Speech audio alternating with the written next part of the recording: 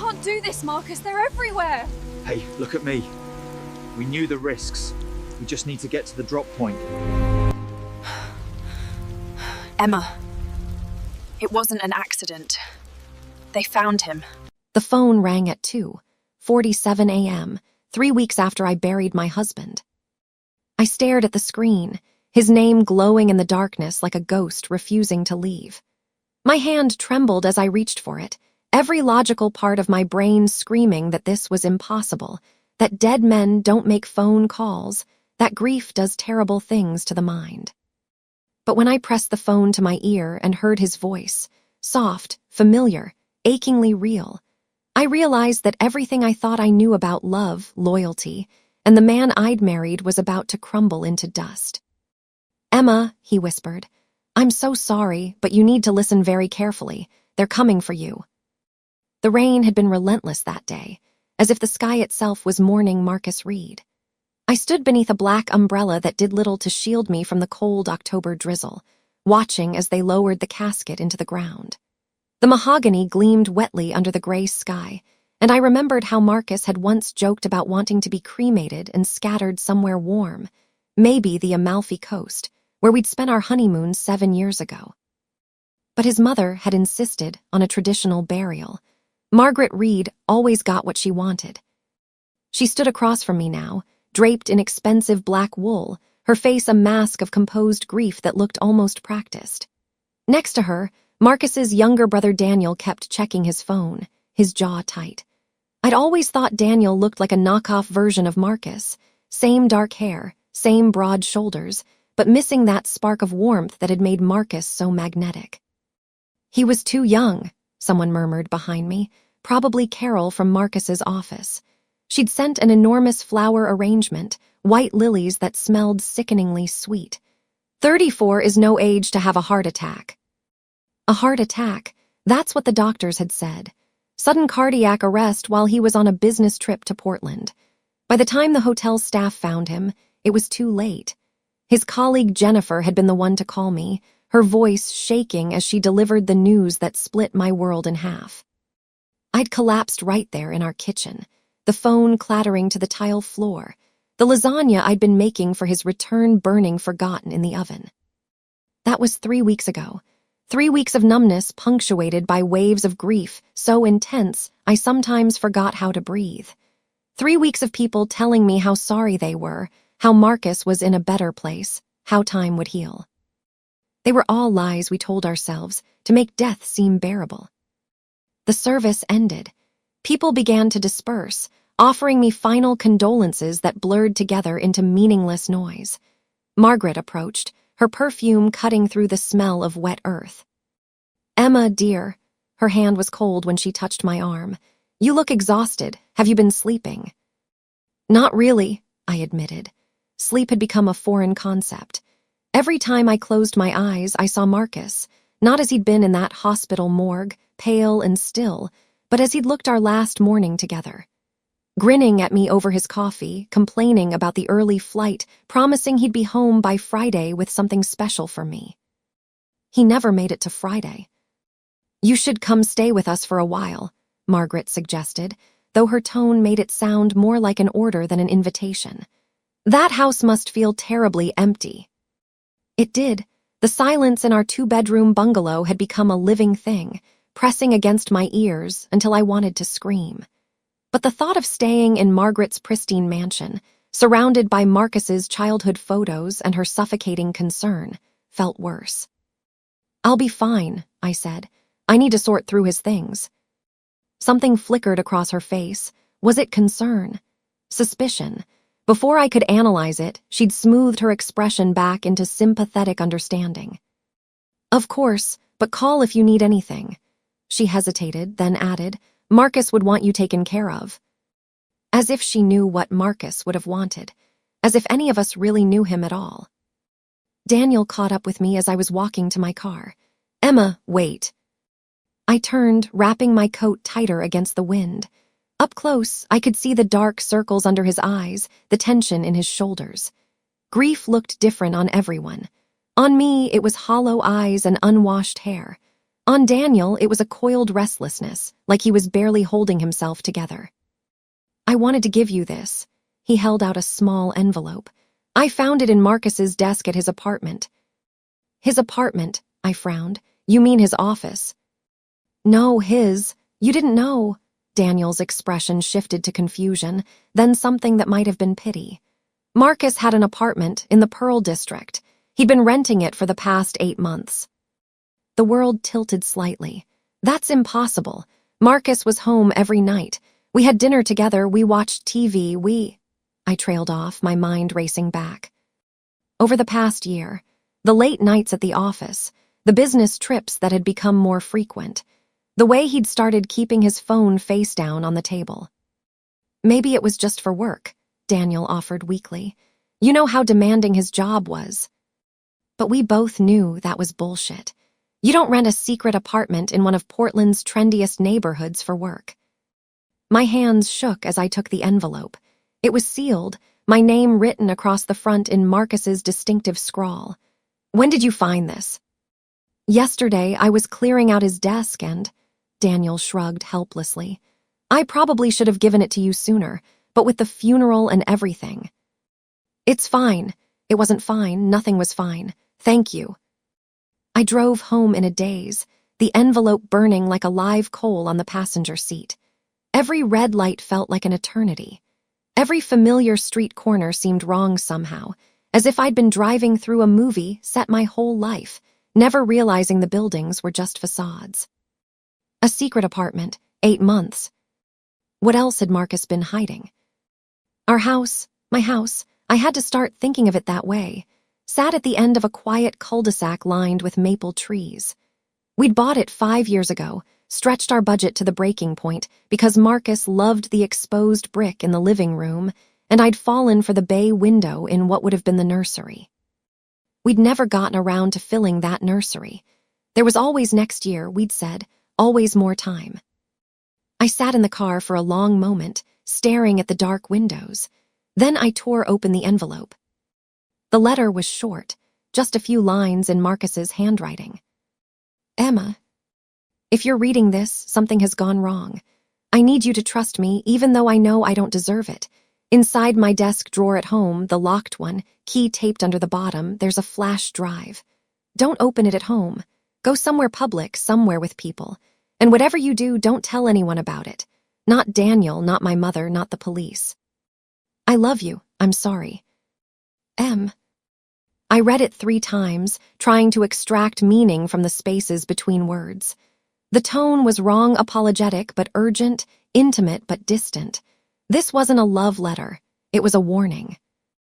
My phone buzzed. A text from Margaret. Did you make it home safely?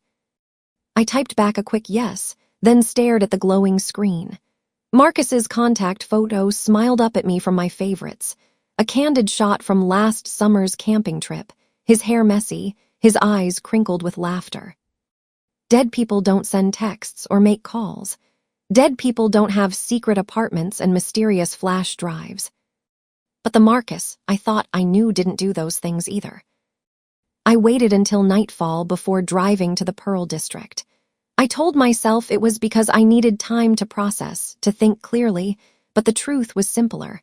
I was afraid of what I'd find. The address Daniel had given me led to a modern building with a sleek glass facade, the kind of place young professionals with too much money called home. A far cry from our modest bungalow with its creaking floors and temperamental water heater. I still had Marcus's keys on my keyring. I'd kept them after the hospital, unable to bear the finality of removing them. Now I was grateful for my sentimentality. The apartment was on the 8th floor, number 812. I stood outside the door for a full minute, my hand hovering over the lock. A neighbor walked past with a small dog, giving me a curious look. I forced a smile and slid the key home. The apartment was immaculate. Minimalist furniture, white walls, floor-to-ceiling windows overlooking the city. It looked like something from an interior design magazine, beautiful, expensive, and utterly impersonal. There were no photos on the walls, no books on the shelves, nothing that suggested Marcus had actually lived here. Except for the bedroom. I found it at the end of a short hallway, the door half open. My breath caught as I pushed it wider. The bed was unmade, sheets twisted like someone had left in a hurry. A woman's silk robe hung on the back of the bathroom door, emerald green, definitely not my size. On the nightstand sat a framed photograph that made my stomach drop. Marcus and a woman I didn't recognize, his arm around her shoulders, both of them laughing at something off camera. She was beautiful in that effortless way some women are: long dark hair, high cheekbones, a smile that suggested she knew secrets worth keeping. They looked happy. They looked like a couple. The room spun. I sank onto the edge of the bed, still clutching the photograph. All those late nights, all those business trips. He'd been building a whole other life here with someone else, while I'd been at home planning our future. 7 years of marriage. 7 years of thinking I knew the man I'd fallen in love with in that coffee shop on a rainy Tuesday morning. He'd spilled his latte-o. And my laptop, apologized profusely, insisted on buying me a new one. We'd laughed about it on our wedding day, calling it fate's aggressive matchmaking. What did you call this? Fate's cruel joke. My phone buzzed again. Another text from Margaret. Please call when you can. We need to discuss Marcus's estate. I ignored it and opened the nightstand drawer. Inside, I found the expected detritus of life. A half-empty pack of gum, a phone charger, a paperback thriller with a bookmark halfway through. And underneath it all, a plane ticket. Costa Rica, one way, departure date 3 days after Marcus died. Only one ticket, just his name. I photographed everything with shaking hands. The robe, the picture, the ticket. Evidence of a betrayal I still couldn't fully comprehend. Then I searched the rest of the apartment methodically, looking for anything that might explain what Marcus had been planning. In the hall closet, I found a go bag, cash, a passport, clothes. In the kitchen, the refrigerator was stocked with fresh food, as if someone had been living here regularly. And in the living room, tucked behind the TV, I found a second phone. It was an older model, one of those cheap prepaid burners you could buy at any convenience store. When I turned it on, it showed dozens of text messages, all from the same number. I scrolled through them, my heart pounding harder with each one. We need to move up the timeline. They're asking questions. It's not safe. Friday, don't be late, don't tell anyone. I'm scared. What if something goes wrong? The last message was sent the day Marcus died. Please answer. Please be okay. I stared at that final desperate plea and something crystallized in my mind. Marcus hadn't been planning to leave me for another woman. He'd been planning to run. From what? From whom? Don't tell anyone, his letter had warned. Not Daniel, not my mother, not the police. Why not the police? Unless... My hands were ice cold as I pocketed the burner phone and left the apartment. The November wind cut through my coat as I hurried to my car, suddenly hyper-aware of every shadow, every passing stranger.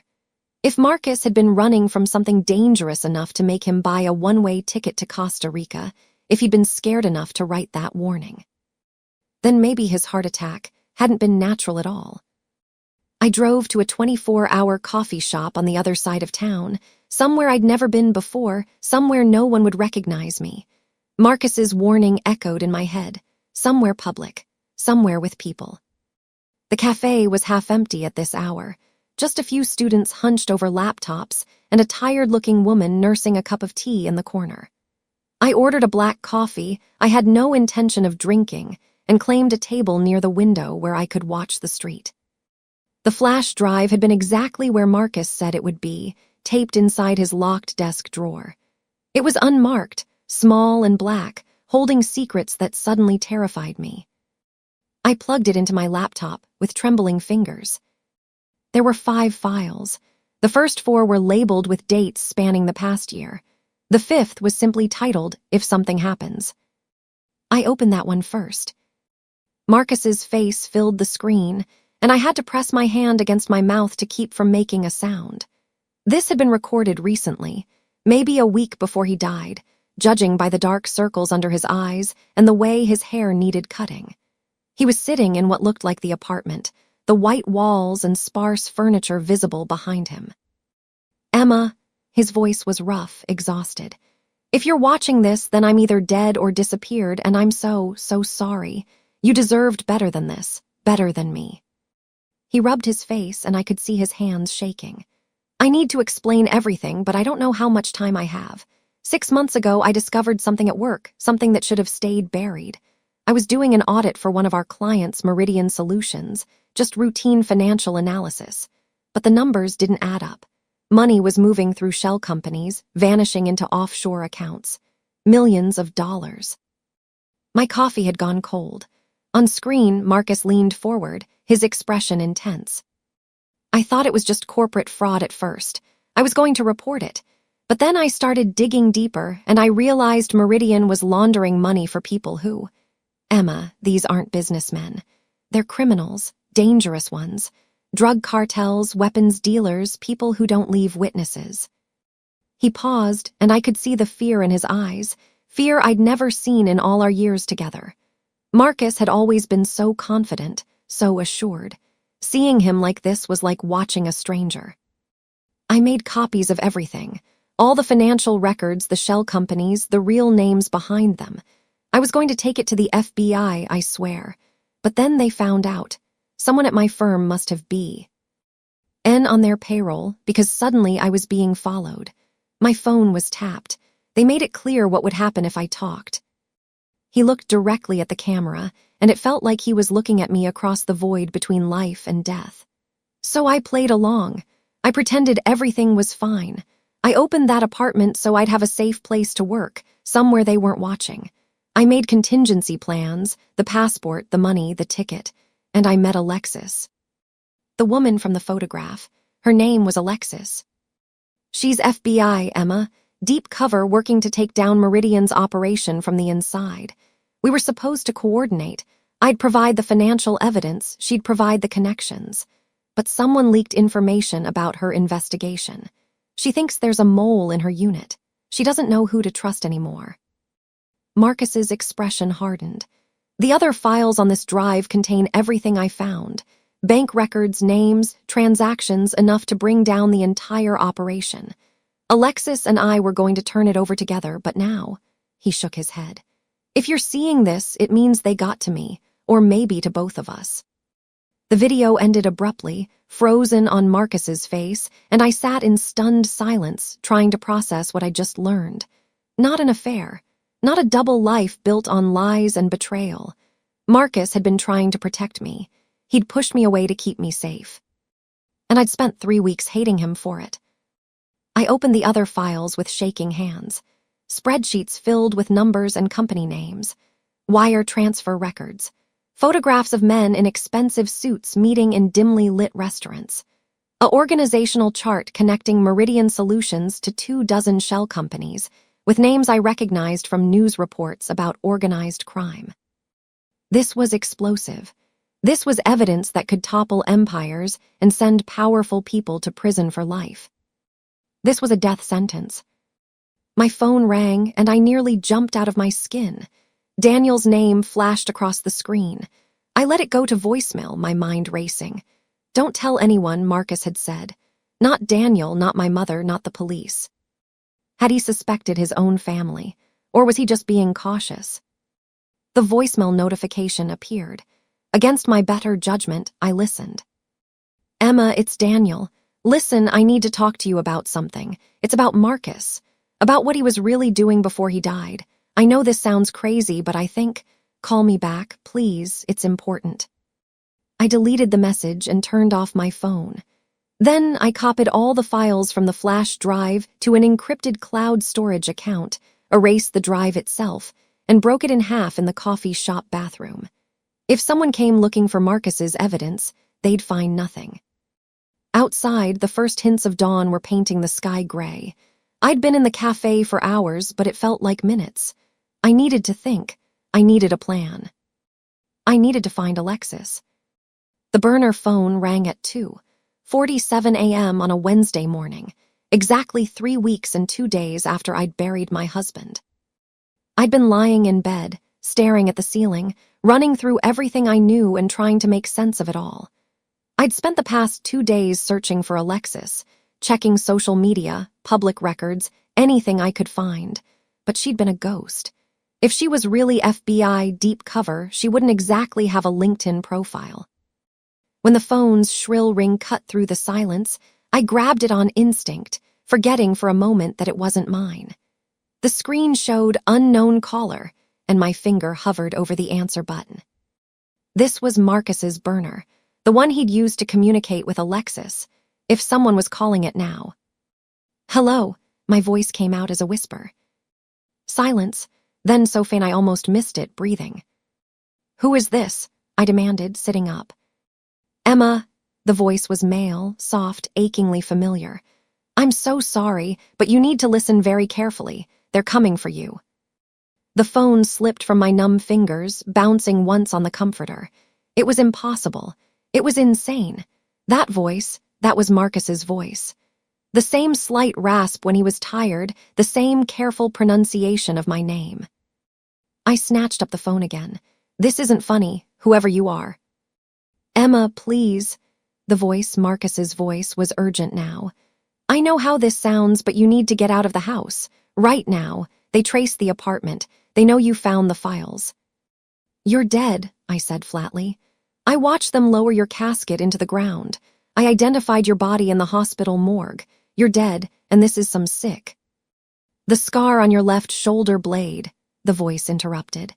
"From when you fell off your bike when you were 9. It's shaped like a crescent moon. And you hate it when Marcus," a pause, a catch in the breath, "when he would trace it with his fingers because it tickled." My blood turned to ice. No one knew that. Not even my mother remembered that detail. It was an intimate truth known only to Marcus and me. "How?" "No time. They're coming. You need to leave. Now." As if on cue, I heard it, the soft scrape of something against the front door. Someone trying to be quiet. Someone who didn't want to wake me before they got inside. I was moving before I consciously decided to, grabbing my laptop, my keys, the envelope with the flash drive pieces still in my coat pocket. The back door was closer than the front. I could get to my car if... Glass shattered in the living room. Multiple footsteps, professional, efficient. "Bathroom window," the voice, Marcus, it was Marcus somehow, said in my ear. "You can reach the neighbor's fence. Mrs. Chen leaves her gate unlocked. Go, now."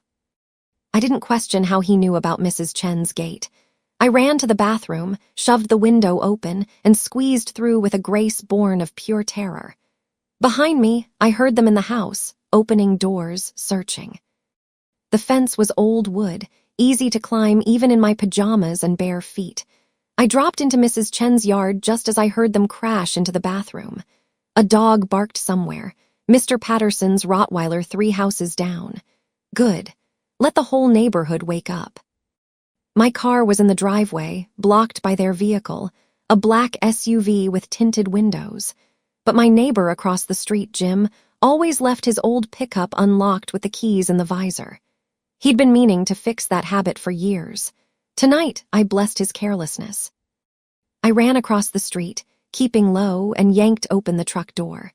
The keys fell into my palm like a miracle. The engine coughed to life as I saw the first figure emerge from my house, tall, dressed in dark clothes, moving with military precision toward my car. Then he saw me. Our eyes met across the distance, and even in the darkness, I could see the cold calculation in his face. He was already reaching for something at his hip. I gunned the engine and tore out of the cul-de-sac, the truck fishtailing on the wet asphalt. In my rearview mirror, I saw the SUV's headlights come on, bright and predatory. The burner phone lay on the seat next to me, the call still connected. "Marcus," my voice cracked on his name, "are you still there?" "I'm here," that voice, his voice filled with an emotion I couldn't name. "Take Burnside to 82nd, then get on I-84 East. There's a rest stop 20 miles out. Park in the back, away from the lights. Wait for a blue Honda Accord. The driver will flash her lights twice." How is this possible? I was driving too fast, taking corners too hard, but the SUV was still behind me, closing the distance. "You're dead," I saw.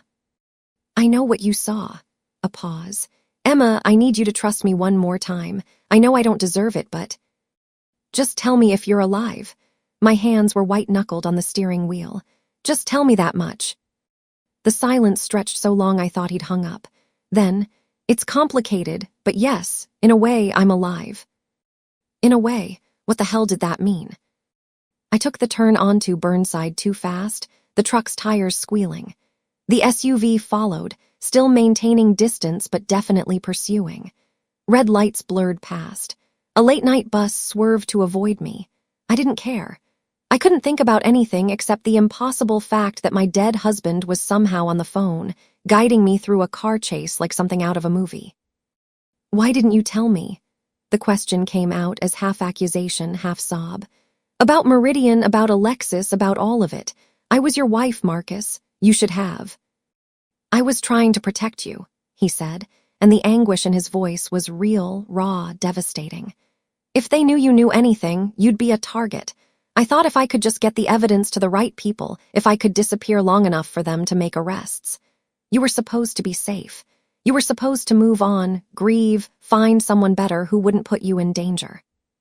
Screw that, I snarled, tears streaming down my face as I merged onto the highway. Screw your protection and your martyrdom and your stupid plan. You don't get to make those decisions for me. You don't get to die or fake your death, or whatever the hell you did, without even giving me a choice. You're right. His voice was barely a whisper now. You're absolutely right, but Emma, we don't have time for this. You need to focus. The rest stop is coming up. Can you see it? I could. A dark cluster of buildings off to the right, mostly empty at this ungodly hour. I took the exit, killed my headlights, and navigated by memory and instinct to the back lot where big rigs usually parked. The truck groaned to a stop behind a dumpster, hidden from the highway. The SUV drove past the exit. Either they'd lost me or they were circling back. Now what? I asked the phone. Now you wait. The blue Honda will be there in 10 minutes. The driver's name is Alexis, she. LL take you somewhere safe. And you, my throat was tight, will you be there? He trailed off, and I heard something in the background, voices, maybe, or electronic beeping. I can't, not yet, but soon, I promise. Your promises don't mean much anymore, I said bitterly, but even as I said it, I knew it was a lie. His promises meant everything. That was the problem. I know. A pause, heavy with things unsaid. Emma, I need you to know everything I did, all the lies, the secrets, the apartment, it was all to protect you. I love you. I never stopped loving you. And when this is over. When this is over, I interrupted, we're going to have a very long talk about honesty in marriage, if you survive that long. The ghost of a laugh. Deal. Headlights cut through the darkness, a small sedan, blue in the dim glow of the distant streetlights. It pulled up next to the truck, and I saw her clearly for the first time, the woman from the photograph, Alexis. She looked haggard, her dark hair pulled back in a messy ponytail, her eyes scanning the area with the careful attention of someone used to danger. She flashed her lights twice. She's here, I told the phone. Go with her, trust her, she'll explain everything I couldn't. A pause. And Emma, I really am sorry for all of it. The line went dead. I sat for a moment in the stolen truck, trying to make my body move, trying to process the fact that I just had a conversation with my supposedly dead husband. Then Alexis tapped on the window, and I had no choice but to step out of one impossible situation and into another. Alexis's safe house was a dingy motel room 40 miles from the city, the kind of place that rented by the hour and didn't ask questions. The carpet was stained, the wallpaper was peeling, and the whole place smelled faintly of mildew and desperation. But it was off the grid, and right now, that was all that mattered. Coffee, Alexis offered, holding up a foam cup from a 24-hour gas station. I took it, even though my hands were still shaking too badly to drink. We'd been sitting in silence for 10 minutes since arriving, both of us processing, both of us trying to figure out where to start. Finally, Alexis spoke. I'm guessing you have questions. You think, I laughed, a sound with no humor in it. How about we start with the obvious one? Is my husband actually alive? She set down her coffee and looked at me with eyes that had seen too much. Yes and no. That's not an answer. It's the only answer I have. She leaned back in the creaky chair, running a hand through her hair. Marcus is alive, but not in the way you're thinking. It's complicated. I'm getting real tired of that word. I set down my untouched coffee. I just ran for my life from people who broke into my house. I stole a truck. I'm sitting in a roach motel with a woman I've never met, whose number was on my dead husband's burner phone. I think I deserve more than it's complicated. Alexis studied me for a long moment, then nodded. You're right, okay, the truth. She took a breath. Marcus died 3 weeks ago. His heart stopped. The doctors pronounced him dead. That part was real. My chest constricted. Then how? He was dead for 4 minutes and 37 seconds. She held up a hand to stop my interruption. The hotel had a defibrillator. One of the staff was a former paramedic. They got his heart started again, but by then... She trailed off, searching for words. Brain death from oxygen deprivation usually starts after 4 to 6 minutes. Marcus was on the edge. When he woke up, he wasn't the same. What do you mean, wasn't the same? I mean parts of him were gone. Alexis's expression was pained. His short-term memory was damaged. He forgot things, conversations we'd had, plans we'd made. But other things were sharper. His recall of the Meridian files, the names, the numbers, all of that was pristine, like it had been burned into his brain. The doctors said it was unusual but not impossible. Trauma can rewire things. I felt numb. So he was alive. Why didn't anyone tell me? Why did I have to identify a body, plan a funeral? Because they were already looking for him. Alexis leaned forward, her intensity cutting through my shock. The people behind Meridian, they knew Marcus was a liability. His heart attack wasn't natural, Emma. They poisoned him. Probably slipped something into his drink at the hotel bar. They thought they'd killed him, and we needed them to keep thinking that. Wait. The Bureau, my unit, she grimaced. What's left of it anyway? We faked his death officially. Bribed the right people, falsified records. It was the only way to keep him safe long enough to get his testimony, and to keep you safe. By letting me think he was dead, my voice rose. By putting me through hell. I know how it sounds. Alexis's jaw tightened. I fought them on it. I told them you deserve to know, but they owe. Verold me. They said the fewer people who knew, the safer everyone would be. If you thought he was dead, you'd act like a grieving widow. Natural. Believable. Anyone watching you would see nothing suspicious. Anyone watching me. The words tasted like ash. They've been surveilling me this whole time. Meridian has eyes everywhere. We couldn't risk them getting suspicious. She paused. But then you found the apartment, and the burner phone, and the flash drive. You started asking questions, digging into things. That changed everything. I stood up, unable to sit still anymore, pacing the small room like a caged animal. So where is he? Where's Marcus? Safe, in a secure facility under guard. Alexis watched me carefully. He wanted to see you. I told him it was too dangerous, but he insisted on being there when I brought you in. He's waiting. My heart was pounding so hard I could hear it in my ears. Waiting where?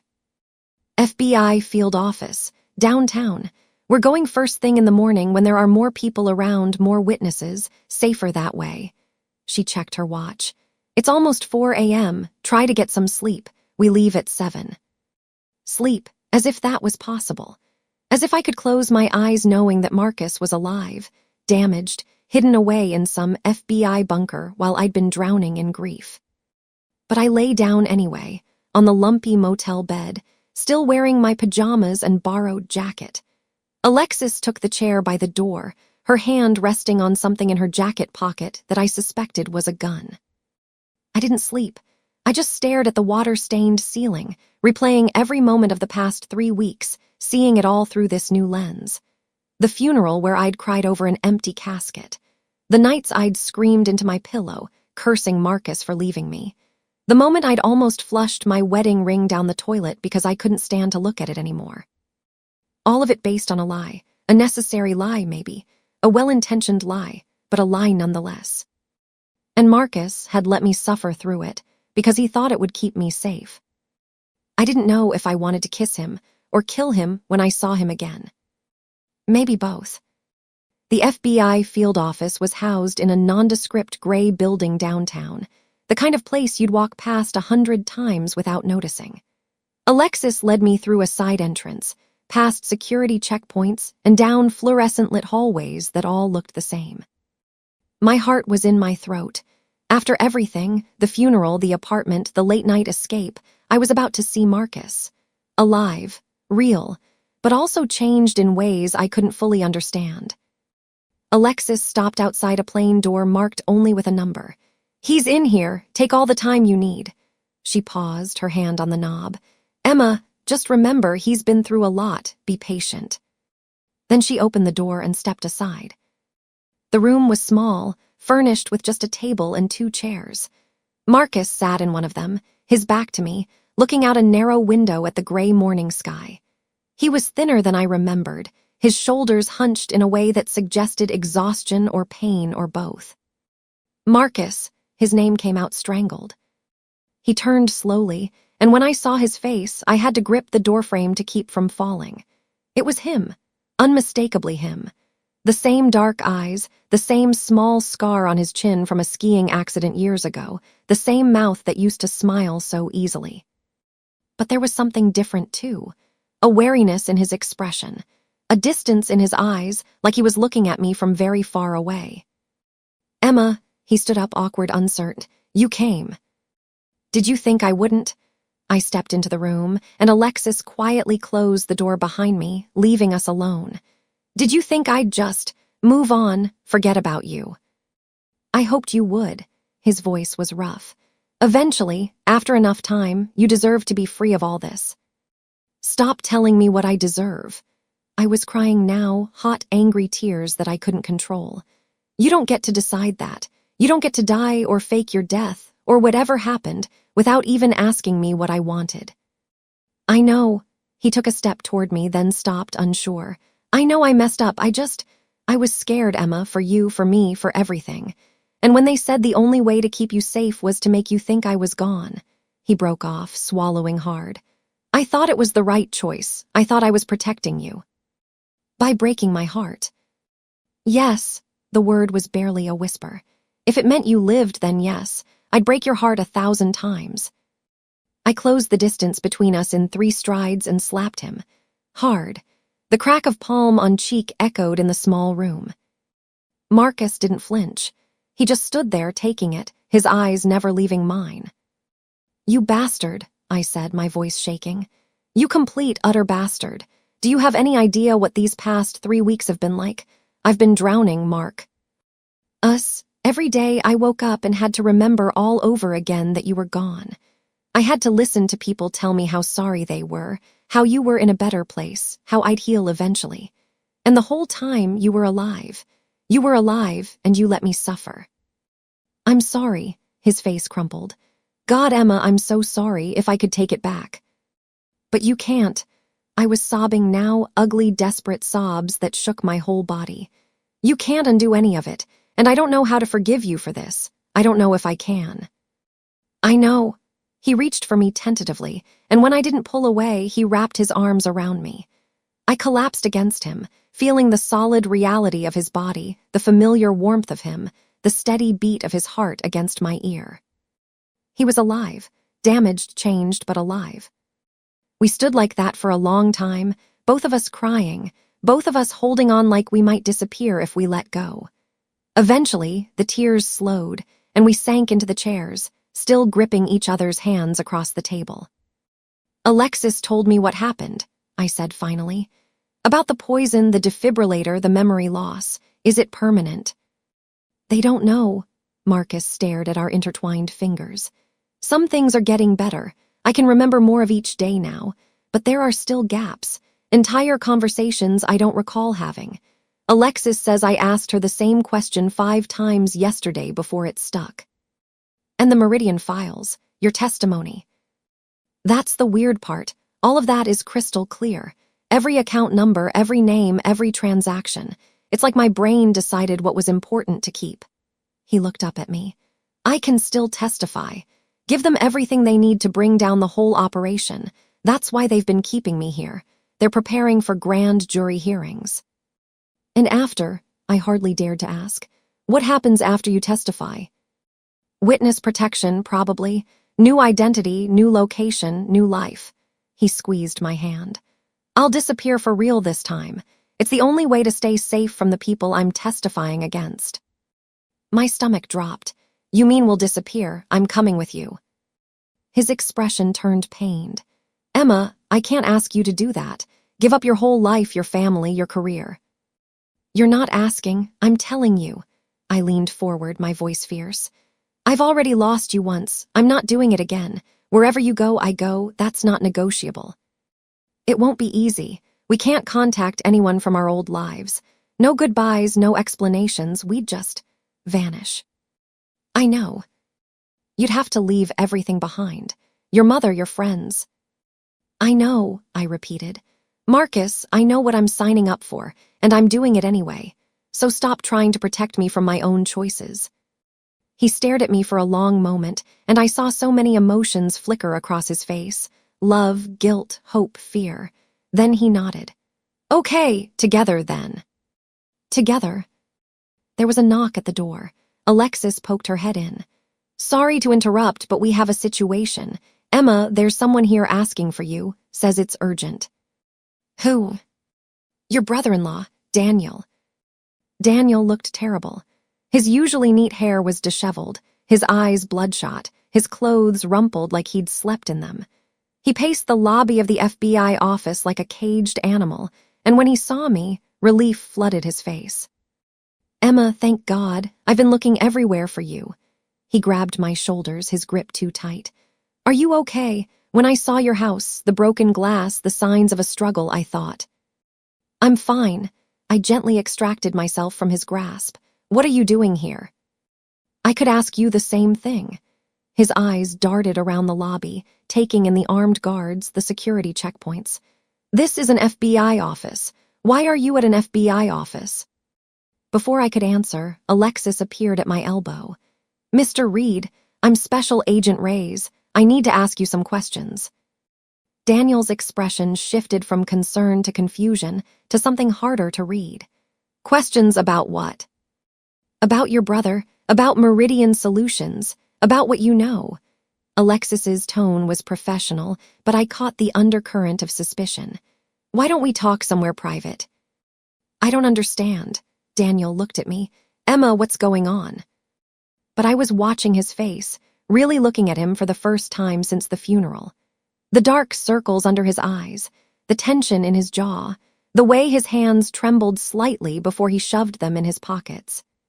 He was scared. You knew, I said slowly. Didn't you?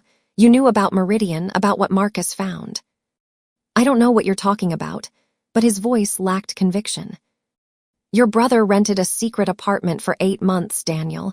He kept a burner phone. He made plans to flee the country. And you want me to believe you didn't notice anything unusual? I took a step toward him. You gave me that T-Tur, the one that led me to the flash drive. Why? Because he was my brother, and he wanted you to have it. Daniel's composure was cracking. That's all. Bullshit. Alexis's hand moved to her hip, where I knew her weapon was holstered. You work for Meridian Solutions, Mr. Reed. Have for the past 3 years. Did you think we wouldn't check? The lobby went very still. Daniel's face drained of color. I'm in accounting, he said weakly. I just process numbers, I don't. You process numbers for shell companies laundering money for drug cartels and arms dealers, Alexis interrupted. And when your brother discovered what was really going on, when he started asking questions, you reported him to your supervisors, didn't you? No, but the word was a whisper. I felt like I'd been punched in the stomach. Daniel, tell me she's wrong. Tell me you didn't. They were going to kill him. Daniel's composure shattered. When they found out Marcus had copies of the files, they were going to kill him and make it look like an accident. I bargained with them. I told them I'd help them find the evidence if they'd let him live. So they poisoned him just enough to stop his heart, scare him into compliance. They weren't supposed to actually kill him. It was just supposed to be a warning. A warning. I could barely get the words out. You helped them poison your own brother as a warning. I saved his life, Daniel's voice rose. If I hadn't intervened, he'd be dead for real. I got them to agree to just a warning. But then something went wrong and he died anyway, and he broke off, running his hands through his hair. When I heard he'd been resuscitated, that the FBI had him, I thought maybe there was still a chance to fix this, to make a deal. What kind of deal? Alexis asked, her voice dangerously quiet. Daniel looked at me and I saw the desperation in his eyes. They wanted the flash drive, all of Marcus's evidence. I told them I could get it through Emma, that she'd trust me. If I delivered it, they'd let Marcus live. Let both of you live. You could disappear together, start over somewhere safe. And you believed them. I laughed, a sound with no humor in it. You actually thought they'd just let us go after Marcus testified against them. What choice did I have? Daniel's voice cracked. They threatened Mom. They said if I didn't cooperate, they'd kill her too. I was trying to save my family, Emma, all of you. By betraying us, the words tasted like poison. I didn't know what else to do. He was crying now, tears streaming down his face. I'm sorry, God, I'm so sorry, but you have to understand I was trying to fix it. I was trying to. He reached into his jacket pocket, and everything happened at once. Alexis drew her weapon, shouting for him to freeze. Security guards converged from all sides. Daniel's hand emerged holding not a gun but a phone, and he was already talking into it, words tumbling out in a panicked rush. She's here. FBI office downtown. They have him. He's alive. You need to. An agent tackled him before he could finish. The phone skittered across the polished floor, and I heard a voice on the other end, cold and emotionless. Understood. We're en route. Alexis grabbed my arm. We need to move, now. She was already pulling me toward the elevators, speaking rapidly into her radio. Code red. Facility breach imminent. Evacuate the witness. What's happening? I stumbled after her, my mind reeling. Daniel just told them where we are. Meridian's people will be here in minutes. We burst through a door into a stairwell. We need to get you and Marcus out before. The explosion cut off her words. The building shook, lights flickering. Somewhere above us, alarms began to scream. What the hell was that? I gripped the railing to keep from falling. They're not waiting. Alexis's face was grim. They're coming in hard and fast. Move. We ran down the stairs, taking them two at a time. My lungs burned. My legs ached. Behind us, I heard shouting, gunfire, the sounds of violence spilling through the building like poison through veins. Marcus. I had to get to Marcus. The secure room where Marcus had been held was on the second sublevel, deep in the building's fortified core. Alexis and I reached it to find the door hanging open, scarred with bullet holes, 2 agents down in the hallway. No, I whispered, pushing past Alexis into the room. It was empty. The chair where Marcus had sat lay on its side. The window had been blown out, glass scattered across the floor. And on the table, in hastily scrawled handwriting, was a note. They have him. Roof access. Hurry. I recognized the handwriting, Marcus's, though shakier than usual. He'd left me a trail. Alexis grabbed my arm as I started for the door. Emma, this is a trap. They want you to follow. I don't care. I pulled free. He's my husband. I'm not leaving him. Then we do this smart. She checked her weep. Then handed me a second gun from an ankle holster. You know how to use this. Marcus taught me. Years ago, insisting I learn basic self-defense. I'd complained about it being paranoid. Now I wanted to kiss him for that paranoia. We moved through the building like ghosts, avoiding the main firefight raging on the upper floors. Alexis led us through maintenance corridors and service shafts, paths most people didn't know existed. The sounds of combat grew distant, muffled, replaced by the eerie quiet of spaces meant only for machines. The roof access was a narrow stairwell that wound up and up, each step taking us closer to whatever trap waited above. My heart hammered against my ribs. My palms were slick with sweat on the gun's grip. Alexis held up a hand as we reached the final door. She pressed her ear against it, listening. Then she looked at me, mouthed 3, 2, 1, and kicked it open. We emerged onto the roof in a crouch, weapons raised. The morning sun was blinding after the dim stairwell. Wind whipped at my hair, carrying the smell of smoke and ozone. And there, at the far edge of the roof, I saw them. Marcus on his knees, hands zip-tied behind his back, blood running from a cut on his temple. And standing over him, a man in an expensive suit who looked like he'd walked out of a boardroom and into a nightmare. Mrs. Reed. The man's voice was cultured, educated, utterly devoid of warmth.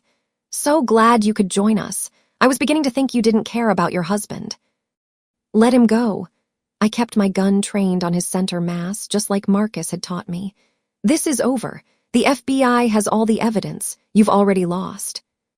Have I? He smiled, and it was the coldest expression I'd ever seen on a human face. Evidence can be destroyed, witnesses can be silenced, and the FBI, he gestured around at the smoke rising from the building's upper floors. Well, they're a bit preoccupied at the moment. You won't get away with this. Alexis had her weapon trained on him too. You're surrounded. This building is full of federal agents who are currently engaged with my colleagues. The man checked his watch casually. I only need a few minutes, long enough to tie up these loose ends. He pulled a gun from his jacket, a sleek black pistol that looked expensive and deadly, and pointed it at Marcus's head. No, the scream tore from my throat. The flash drive, the man said calmly. Give it to me and I'll let him live. You have my word. Your word means nothing, Alexis spat. Perhaps, but it's the only option you have. He cocked the gun, and I heard the click like a death knell. The flash drive, now, or I paint this rooftop with your husband's brain matter. Marcus looked up at me, and despite the blood and the fear and the gun pressed to his skull, he smiled. That same crooked smile I'd fallen in love with in a coffee shop on a rainy Tuesday. Don't do it, Emma. Don't give him anything. Shut up. The man hit him with the gun, and Marcus's head snapped to the side. I was moving before I thought about it, raising my weapon, finger tightening on the trigger. But Alexis was faster. Her shot caught the man in the shoulder, spinning him around. His gun went off wildly, the bullet sparking off the rooftop concrete. Then everything descended into chaos. More men appeared from behind the roof access structures, 3, 4, too many to count. Alexis was firing, moving, taking cover behind an air conditioning unit. I dove for Marcus, sliding across the concrete to reach him. My hands fumbled with the zip ties, trying to free him while bullets pinged off metal around us. The knife, Marcus gasped. Left pocket. I found it, a small folding knife, and sawed through the plastic. His hands came free just as one of the men rounded the corner, weapon raised. I didn't think. I just raised my gun and fired. The recoil jolted through my arm. The man went down, clutching his leg. I'd hit him. I'd actually hit him. Come on, Marcus grabbed my hand, and we were running, keeping low, zigzagging toward where Alexis had taken cover. Bullets chased us across the roof, so close I felt the heat of one pass by my ear. We reached the unit just as a helicopter crested the building's edge, black and predatory, its side door open to reveal more armed men. A rope dropped, and I realized they were planning to extract the man in the suit, to pull him out and disappear before reinforcements could arrive. We need to stop him, Alexis shouted over the helicopter's roar. If he gets away. I know. Marcus's face was set with determination. He grabbed the gun from my hand, checked the magazine, then looked at me with eyes that held a lifetime of love and regret. Emma, I need you to trust me one more time. What are you? He kissed me, hard and fast and desperate. Then he was moving, breaking cover, running straight at the man in the suit who was reaching for the rope. Marcus, no. He fired. As he ran, 1 shot, 2, 3. The man stumbled, clutching his chest, his hand slipping from the rope. The helicopter banked hard, the pilot trying to maintain position. And Marcus kept running, straight at the edge of the roof, straight at the 50-story drop to the street below. At the last second, he jumped. Not down, up. His hand caught the rope ladder trailing from the helicopter. The helicopter lurched with his sudden weight, dipping dangerously. Inside, I could see the pilot struggling to control it, see the gunman trying to aim at Marcus as he climbed. "He's insane," Alexis breathed. "Yeah," I said, already moving. "That's why I love him." I ran for the edge of the roof, Alexis shouting behind me, and leaped for the ladder. My hands closed around slick metal rungs, and then I was dangling 50 stories up, the wind tearing at me, the ground impossibly far below. Above me, Marcus had reached the helicopter's door. I heard shouting, the sounds of a struggle. Then a body fell past me, one of the gunmen, his scream cutting off abruptly when he hit the rooftop. I climbed, hand over hand, not looking down, not thinking about the drop or the wind or anything except reaching Marcus. My arms burned. My hands were slipping with sweat. Then his hand was there, reaching down, pulling me up into the helicopter's cabin. I tumbled inside, gasping just as gunfire erupted from the rooftop below. Alexis providing cover. The pilot was slumped in his seat, unconscious or dead. I couldn't tell. The man in the suit was sprawled in the back, blood pooling beneath him, his eyes already glassy. And Marcus was in the pilot's seat, his hands on the controls, his face tight with concentration. "Please tell me you know how to fly this thing," I gasped. "I've had exactly 2 lessons." He pulled on the stick, and the helicopter lurched upward. "But I've always been a fast learner."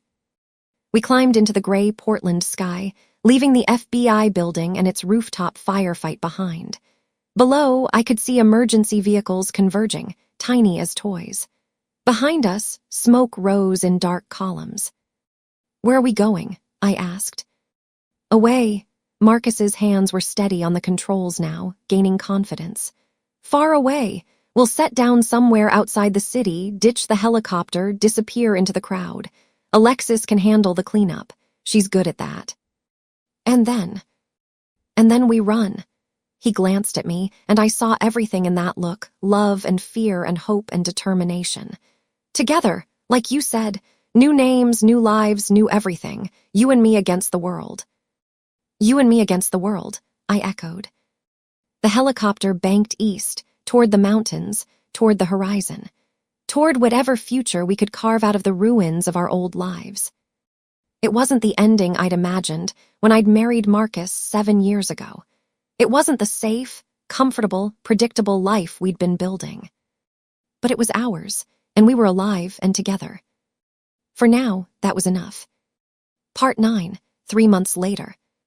The house was small, perched on a cliff overlooking the Pacific. Not the Oregon coast, that was too close, too risky.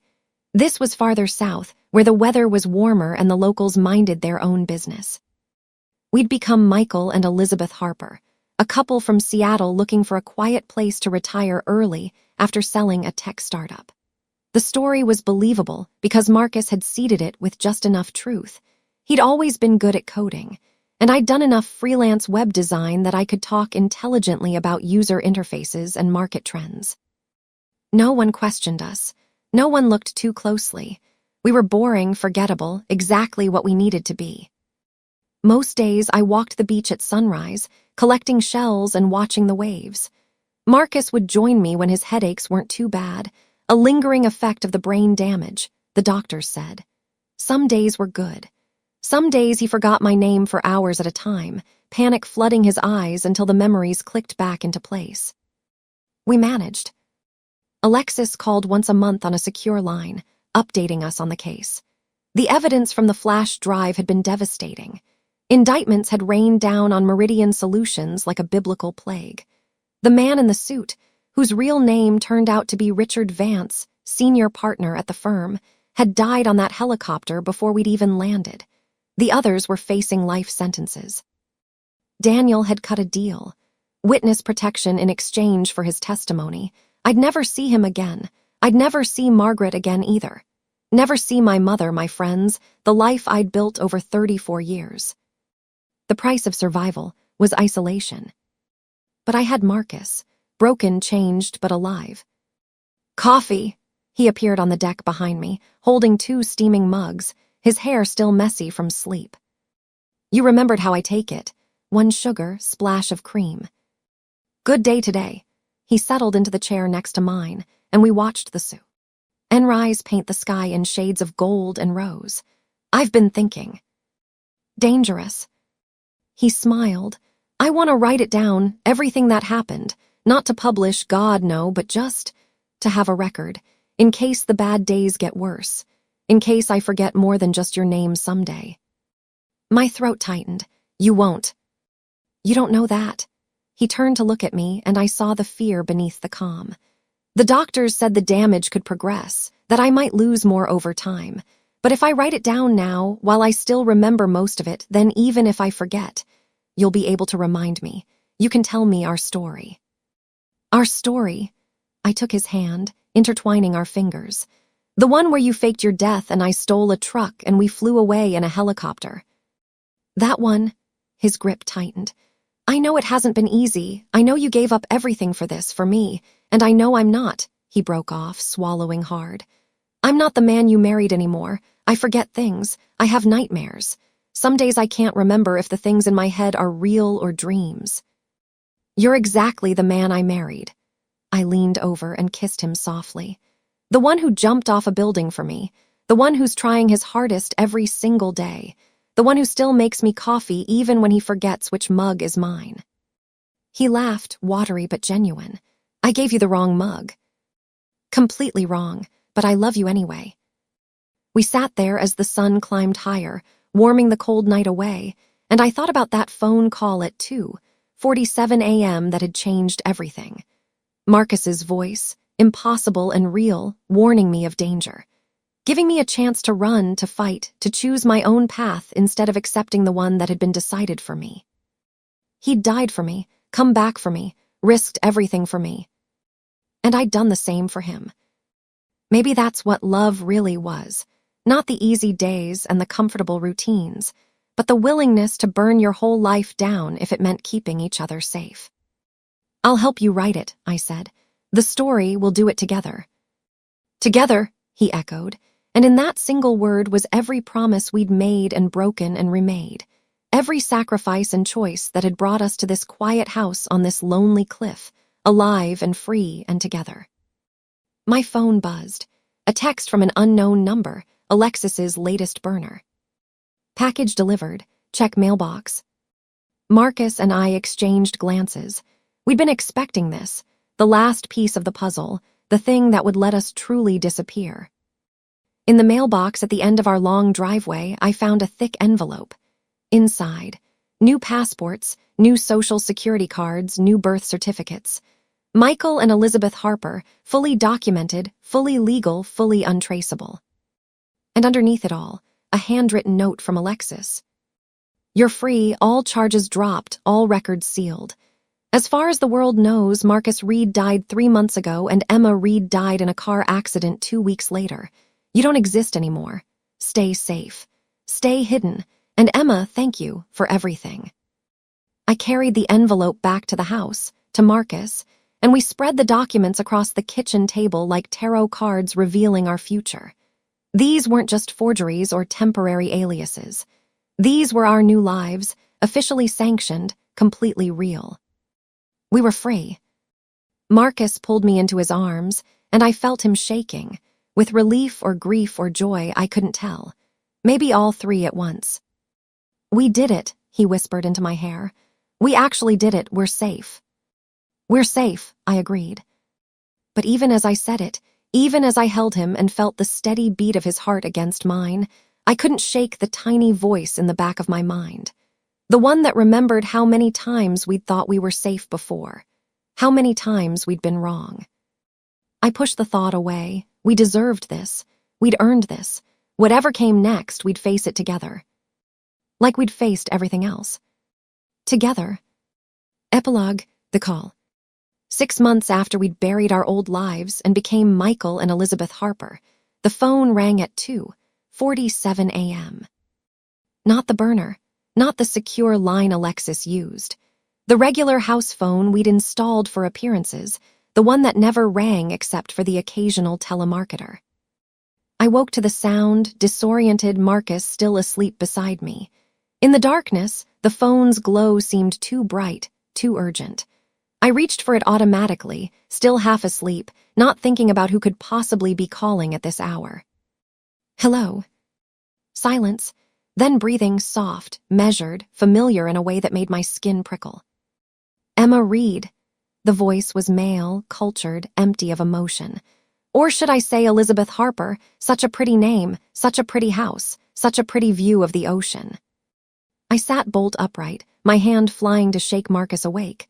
Who is this? Someone who's been very patient. Someone who's been watching and waiting while you played house and pretend.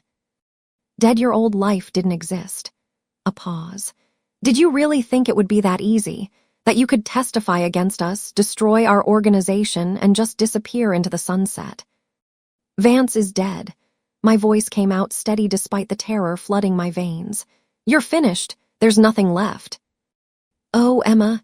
The voice held something that might have been amusement. Richard was just one head of the Hydra. Cut off one, two more grow back. That's how organizations like ours survive, and we have very long memories. Marcus was awake now, his eyes wide with understanding.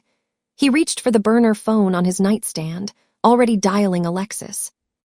What do you want? I asked, buying time. What I've always wanted, the complete elimination of everyone who knows too much. You, your husband, Agent Reyes, all the loose ends. Another pause. I'm calling as a courtesy to let you know that your time is up, that we're coming, and that there's nowhere left to run. We'll see about that. Yes, the voice agreed. We will. The line went dead. Marcus was already moving, throwing clothes into a bag with practiced efficiency. 6 months of peace had made us soft, but the muscle memory of running was still there. Alexis isn't answering. Try again. He did, voicemail. He tried the emergency number, same thing. The cold feeling in my stomach deepened. They got to her first. We don't know that, but his face said he believed it. We need to go now. We were out the door in 3 minutes, taking only what we could carry, abandoning the house and the life we'd built here without a backward glance. The car we kept for emergencies, always fueled, always ready, roared to life in the garage. As we sped down the coastal highway in the pre-dawn darkness, leaving everything behind once again, I thought about that phone call, about the cold certainty in that voice, about how we'd believed we were safe when safety had always been an illusion. Marcus's hand found mine across the console. His grip was tight, desperate. We'll figure this out, he said, like we always do. Like we always do, I echoed. But as the sun began to rise behind us, painting the rearview mirror in shades of red that looked too much like blood, I couldn't shake the feeling that this time might be different. That this time, we might have finally run out of chances, out of escapes, out of luck.